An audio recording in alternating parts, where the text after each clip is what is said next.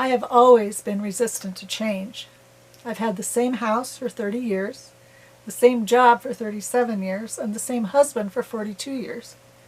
So when I decided to retire early this year, it was hard. 5 years ago, I had a stroke. When I talked to HR, they said, "You have enough years to retire. When people have a stroke, they often do that." But I was only 58, and a few more years of work would make a big difference in the size of my pension. So I stuck it out, even though teaching after the stroke was never as easy.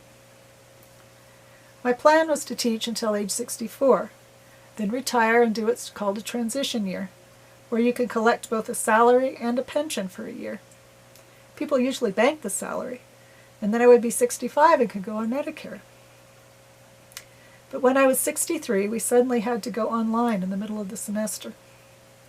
I was already really stressed, just teaching with my brain damage. Trying to figure out new technology sent my brain into a stall with anxiety. So I agonized over whether to skip the transition year. I don't have a room of my own at my house, and I loved my beautiful office. And losing a year's salary and having to pay for health insurance was going to be hard. And I would miss those dear students.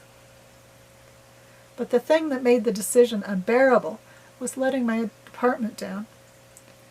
When I applied for transition, my boss had written a letter to the dean stating that the department really needed me for another year. My dad had always taught me a promise made is a debt unpaid. But my boss said she wouldn't hold me to it since the situation had changed so drastically. I knew I had to decide soon to give her time to hire someone. But I dithered for a month or so. At last, my anxiety was so bad, I took a deep breath and sent her the email. My stress level went down right away. But it was sad cleaning out that beautiful office, though every pound of old tests and notes I recycled felt like another pound off my shoulders. It was sad not saying goodbye.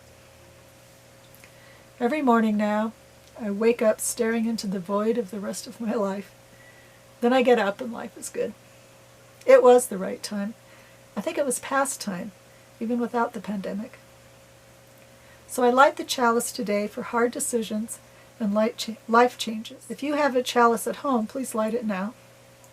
If you want to, hold your lighted chalice up to your webcam to share the light as we say our covenant.